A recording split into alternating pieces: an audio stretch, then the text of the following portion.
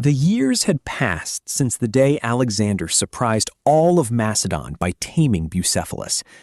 The boy who had grown up within the walls of the royal palace at Pella was no longer a child. Now, at 16 years old, he was beginning to transform into a young man, stronger, more experienced, and increasingly aware of the destiny that seemed to have awaited him since birth. While training daily for war, Alexander carefully observed everything happening around him. Every decision made by his father became a lesson for the future. At the same time, Macedon continued to change rapidly. New cities prospered, roads were built, and the kingdom grew in wealth and influence. Behind this transformation stood Philip II, a warrior king who had devoted his life to building the most powerful army Greece had ever seen. Under his command, Macedon was no longer viewed as an inferior kingdom by the Greeks. It was becoming a power capable of challenging any enemy. Philip II was no longer merely the king of Macedon. In the eyes of many, he had become the most powerful ruler in all of Greece. Campaign after campaign, his armies continued to win. Each new victory strengthened the kingdom he had built. Philip's reputation spread quickly. His allies respected him. His enemies learned to fear him.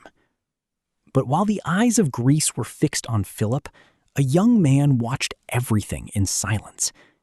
Alexander attended meetings, listened to advice, and watched the greatest leaders of Macedon make decisions that shaped the destiny of the kingdom. Without realizing it, he was receiving an education that no other prince in the world could have had, an education forged through war, politics, and power. At 16 years old, Alexander received a responsibility that few young men his age could imagine. His father, Philip II, was preparing to leave on yet another military campaign, but this time he would leave something behind. For the first time, Alexander would be responsible for the kingdom during the king's absence. It was not merely an honor, it was a test. Now it was up to the young prince to protect Macedon and maintain the stability of the kingdom. Without knowing it, this would be the first step on a journey that would carry him far beyond the borders of Macedon. But while Alexander governed the kingdom, a threat began to emerge far from the capital. To the north of Macedon lived tribes that had never fully accepted Philip II's rule. Among them were the Maedi, a warrior people who watched the affairs of Macedon closely. When they learned that Philip was away on campaign, they saw an opportunity. They believed Macedon was vulnerable and that a 16-year-old boy could never stop a rebellion. But they were about to discover that Alexander was much more than the king's son. For the first time in his life, Alexander would have to lead men in a real campaign, and failure was not an option. The news reached Pella quickly. The Maedi had rebelled and threatened Macedonian authority in the north of the kingdom. Many advisors were concerned. Philip was far away, and the rebellion could spread rapidly. But Alexander showed no hesitation. To him, the answer was simple.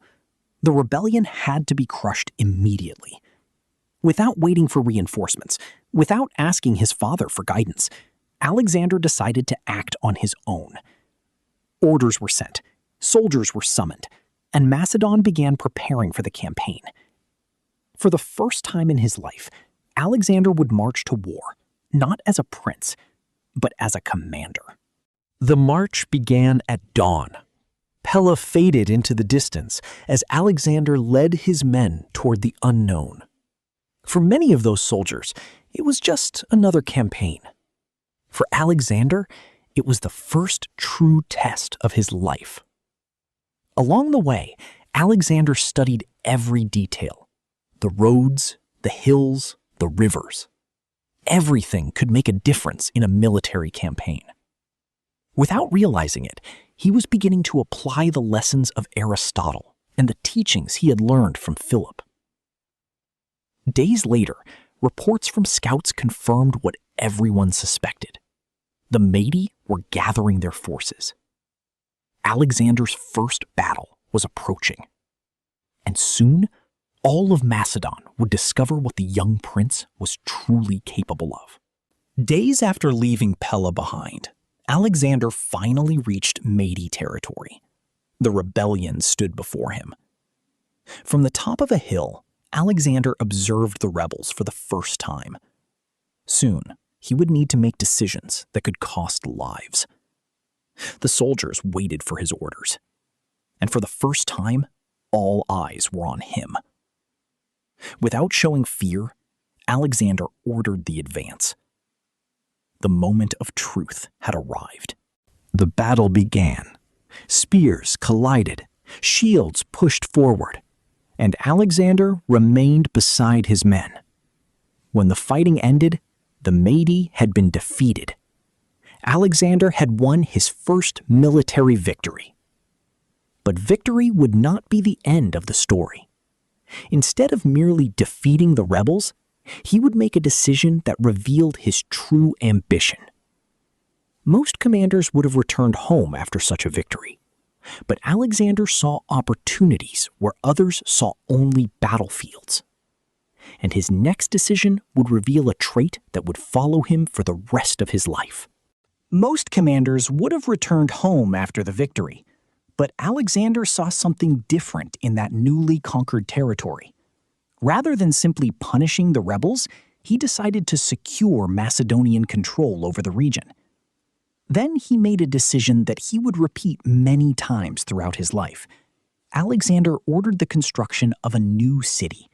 The city was named Alexandropolis, the first city founded by Alexander. At that moment, few understood the significance of that decision, but it would become only the first of dozens of cities that would bear his name. And while Alexander earned respect through his victories, far greater events were about to change his destiny forever. The campaign against the Maedi had come to an end.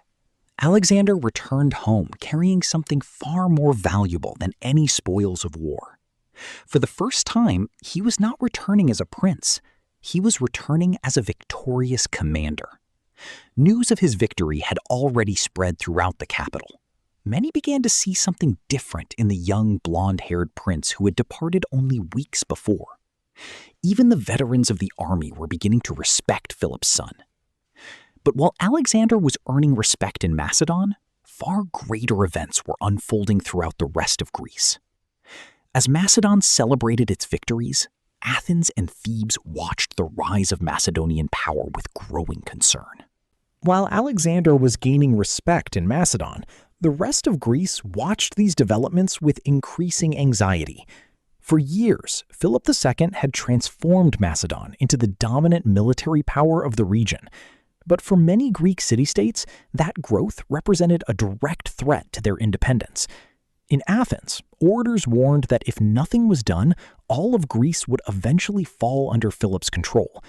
In Thebes, military leaders reached the same conclusion. Macedon had to be stopped. For the first time in many years, ancient rivals began considering an alliance against a common enemy. As Greek leaders debated alliances and strategies, thousands of men were being called to arms for a war that would determine the future of Greece. The decision had been made. Athens and Thebes would march together against Macedon. Messengers rode in every direction. Soldiers were summoned. Weapons were prepared. Across Greece, men left their homes to answer the call to war. Meanwhile, in Macedon, Philip was also gathering his forces for the conflict that was drawing near. At his side stood Alexander, now 17 years old, more experienced, more respected, and about to face the greatest challenge of his young life. Two armies prepared for war. Two visions for the future of Greece were about to collide. Days later, the two armies finally met near a small city called Chaeronea. After days of marching, the two armies finally stood face to face. Before Macedon stood the largest Greek coalition assembled in decades. On the opposite side, Philip commanded the most powerful army in Greece. Beside the king stood Alexander, now 17 years old. the young prince who had won his first campaign and earned the respect of hardened veterans. But on that morning, Alexander would not simply be an observer. He would receive a mission that could change his life forever. Within a few hours, the fate of Greece would be decided, and the world would begin to learn the name Alexander. At the Battle of Chaeronea, Alexander would lead an attack that would echo through history. And by the end of that day, all of Greece would kneel before Macedon. But that is a story for the next episode.